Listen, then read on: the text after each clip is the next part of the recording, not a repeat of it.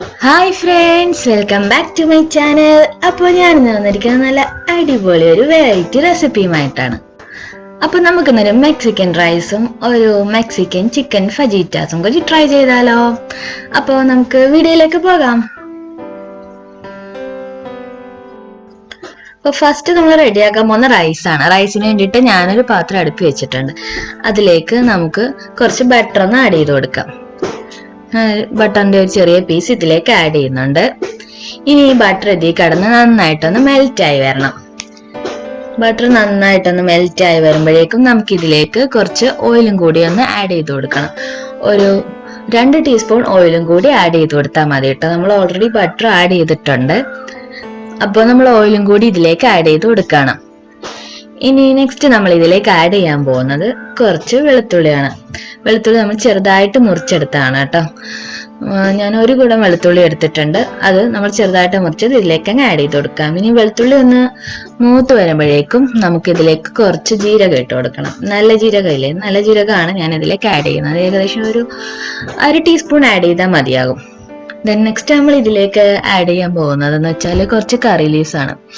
കറി leaves Mexican റൈസിൽ already add ചെയ്യില്ല കേട്ടോ. ഞാൻ എൻ്റെ ഒരു ഇഷ്ടത്തിന് ആഡ് ചെയ്തെന്നേ ഉള്ളൂ. ഞാനിവിടെ കുറച്ച് വെജിറ്റബിൾസ് ആഡ് ചെയ്തിട്ടുണ്ട്. ഞാനിവിടെ ഫ്രോസൺ വെജിറ്റബിൾസ് ആണ് എടുത്തിരിക്കുന്നത് കേട്ടോ. നിങ്ങൾക്ക് അല്ലാത്ത എടുക്കാം. ഇതിനകത്ത് ബീൻസ് ഉണ്ട്, പിന്നെ ക്യാരറ്റ് ഉണ്ട്, ടൊമാറ്റോ ഉണ്ട്, ക്യാപ്സിക്കം ഉണ്ട്. ദെൻ ഞാനൊരു 2 ടീസ്പൂൺ ഓർഗാനോ കൂടി ആഡ് ചെയ്ത് കൊടുത്തിട്ടുണ്ട് കേട്ടോ. ഇനി ഞാൻ ഇതിലേക്ക് റൈസാണ് ആഡ് ചെയ്യാൻ പോകുന്നത്. ഞാൻ ഏകദേശം 1 കിലോ റൈസ് എടുത്തിട്ടുണ്ട്. അത് നമുക്ക് വെജിറ്റബിൾസിലേക്ക് ഒന്ന് ആഡ് ചെയ്ത് കൊടുക്കാം. ഇനി റൈസും കൂടി ചേർത്തിട്ട് നന്നായിട്ട് ഇതങ്ങ് മിക്സ് ചെയ്തെടുക്കണം. വെജിറ്റബിൾസിൽ മുഴുവനായിട്ട് ഈ റൈസ് അങ്ങ് മിക്സ് ചെയ്തെടുക്കണം. ഒരു 1-2 മിനിറ്റ് നമ്മളിങ്ങനെ മിക്സ് ചെയ്ത് കൊടുക്കണം കേട്ടോ. എന്നാലേ റൈസ് ഒരു പെർഫെക്ഷനിൽ നമുക്ക് കിട്ടുള്ളൂ. ഇനി റൈസ് ഒന്ന് മിക്സ് ചെയ്തതിന് ശേഷം നമ്മൾ നെക്സ്റ്റ് ചെയ്യാൻ പോകുന്നതെന്ന് വെച്ചാൽ ഇതിൻ്റെ ഒരു ഏറ്റവും ഇമ്പോർട്ടൻ്റ് ആയിട്ടുള്ള ഒരു സ്റ്റെപ്പാണ്, ഏറ്റവും ഇമ്പോർട്ടൻ്റ് ആയിട്ടുള്ള ഇൻഗ്രീഡിയൻറ്റും ആണ് കേട്ടോ. ഞാനിവിടെ ഒരു 4 ടൊമാറ്റോ നല്ല വെള്ളത്തിലിട്ട് നന്നായിട്ട് വേവിച്ചെടുത്താണ് കേട്ടോ. ഉപ്പൊന്നും ആഡ് ചെയ്തിട്ടില്ല, വെറുതെ വെള്ളത്തിലിട്ട് കുക്ക് ചെയ്തെടുത്താണ്. ഞാൻ അതിൻ്റെ സ്കിന്നൊക്കെ ഒന്ന് റിമൂവ് ചെയ്ത് കൊടുക്കുകയാണ്. സ്കിന്നൊക്കെ ഒന്ന് റിമൂവ് ചെയ്ത ശേഷം നമുക്ക് ഇത് നന്നായിട്ടൊന്ന് ഉടച്ചെടുക്കാൻ വേണ്ടിയിട്ടാണ് കേട്ടോ. ഇനി തക്കാളിയിലേക്ക് നമുക്കൊരു 2 ടീസ്പൂൺ മുളക് പൊടി കൂടി ആഡ് ചെയ്ത് കൊടുക്കാം. മുളക് പൊടി ആഡ് ചെയ്തതിന് ശേഷം നമുക്ക് നന്നായിട്ട് അങ്ങ് ഉടച്ചങ്ങ് മിക്സ് ചെയ്തെടുക്കണം കേട്ടോ. നല്ല ജ്യൂസി പരുവത്തിൽ നമുക്കിത് ആക്കിയെടുക്കണേ.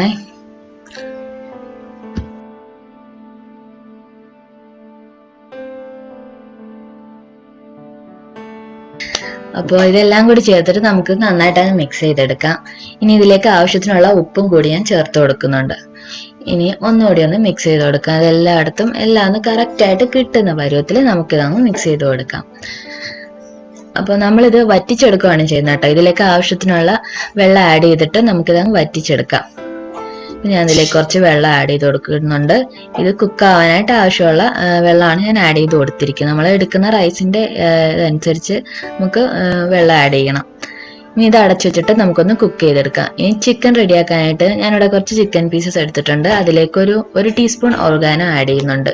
ഇനി അതിലേക്കൊരു 1 ടീസ്പൂൺ കുരുമുളക് പൊടി കൂടി ഒന്ന് ചേർത്ത് കൊടുക്കാം. ഇനി നമ്മൾ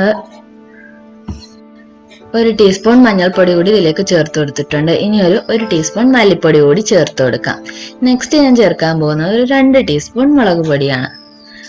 മുളക് പൊടിയും കൂടി നമുക്ക് ഇതിലേക്കൊന്ന് ചേർത്ത് കൊടുക്കാം. ഇനി നമുക്ക് ഇതിലേക്ക് ആവശ്യത്തിന് ഉപ്പും കൂടി ഒന്ന് ചേർത്ത് കൊടുക്കണം. ഉപ്പും കൂടി ചേർത്ത് കൊടുത്തിട്ട് നമുക്ക് നന്നായിട്ട് അങ്ങ് മിക്സ് ചെയ്തെടുക്കാം. പൊടികളെല്ലാം എല്ലായിടത്തും ഒന്ന് കറക്റ്റായിട്ട് എത്തുന്ന രീതിയിൽ നമുക്ക് ഇതങ്ങ് മിക്സ് ചെയ്ത് കൊടുക്കാം. ഇനി നമ്മളൊന്ന് ഫ്രൈ ചെയ്തെടുക്കാൻ പോവാണ്. അതിനായിട്ട് ഞാൻ ഒരു പാത്രം അടുപ്പ് വെച്ചിട്ടുണ്ട്. അതിലേക്ക് കുറച്ച് ഓയിലൊന്ന് ഒഴിച്ചു കൊടുക്കാം.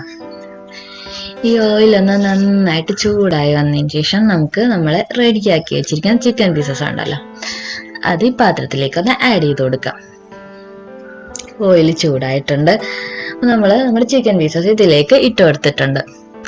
അപ്പോൾ ഈ എണ്ണയിൽ കിടന്ന് ഈ ചിക്കൻ പീസസ് നന്നായിട്ടൊന്ന് ഫ്രൈ ആയിട്ട് വരും. ഒരു ഓവറായിട്ട് അങ്ങ് മൂക്കൊന്നും വേണ്ട കേട്ടോ. ഒരു പകുതി മൂക്കലൊക്കെ മതിയാവും. ഇനി ഇതിൻ്റെ മറ്റൊരു പ്രധാന ഇൻഗ്രീഡിയൻ്റ് ആണ്. ഞാനിവിടെ 1 കുടം വെളുത്തുള്ളി എടുത്തിട്ടുണ്ട്. അത് നന്നായിട്ട് അങ്ങ് ചതച്ചെടുക്കുകയാണ്. പേസ്റ്റ് ആക്കുന്നൊന്നുമില്ല, ജസ്റ്റ് ഒന്ന് ചതച്ചെടുക്കുകയാണ്.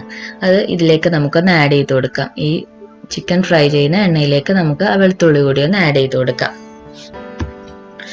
പിന്നെ കറിവേപ്പിലയോടുള്ള ഇഷ്ടക്കൂടുതലുകൊണ്ട് ഞാൻ പിന്നെയും കുറച്ച് കറിവേപ്പില കൂടി ആഡ് ചെയ്യുന്നുണ്ട്. നിങ്ങളൊന്നും വിചാരിക്കണ്ട കേട്ടോ.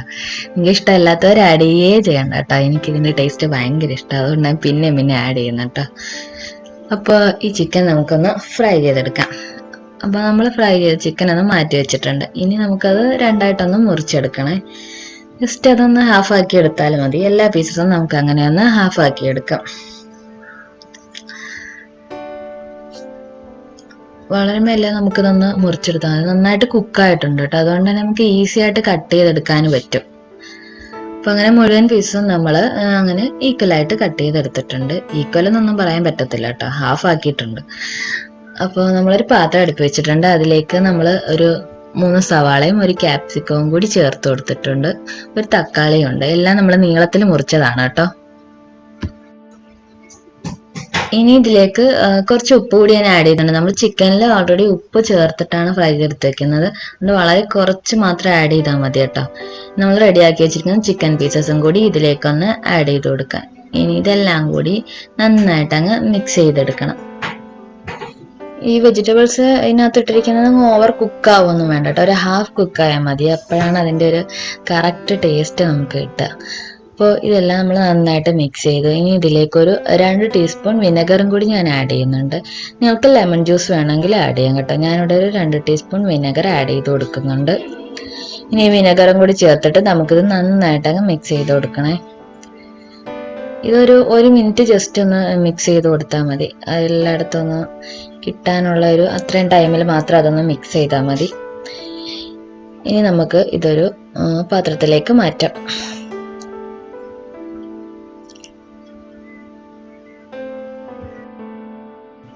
അപ്പോൾ നമ്മുടെ സ്പെഷ്യൽ മെക്സിക്കൻ റൈസും മെക്സിക്കൻ ചിക്കൻ ഫജിറ്റാസും ഇവിടെ റെഡി ആയിട്ടുണ്ട്. നല്ലൊരു വെറൈറ്റി ടേസ്റ്റ് ആണ് കേട്ടോ. നമ്മൾ നോർമൽ റൈസ് ഒക്കെ ചെയ്യുന്നതിന് വളരെ എക്സ്ട്രാ ഓർഡിനറി ആയിട്ടുള്ള ഒരു ടേസ്റ്റ് ആണ് കേട്ടോ ഈ റൈസിൻ്റെ. നിങ്ങളൊക്കെ ഡെഫിനറ്റ് ആയിട്ട് ഇത് ട്രൈ ചെയ്ത് നോക്കിയിട്ട് എനിക്കിതിൻ്റെ അഭിപ്രായം ഒന്ന് പറയണം കേട്ടോ. സൂപ്പർ ടേസ്റ്റ് ആണ്. നിങ്ങളെല്ലാവരും വീണ്ടും ഉണ്ടാക്കി കഴിക്കാൻ ഇതൊരു വട്ടം ഉണ്ടാക്കി കഴിച്ചാൽ നിങ്ങൾ ആഗ്രഹിക്കും.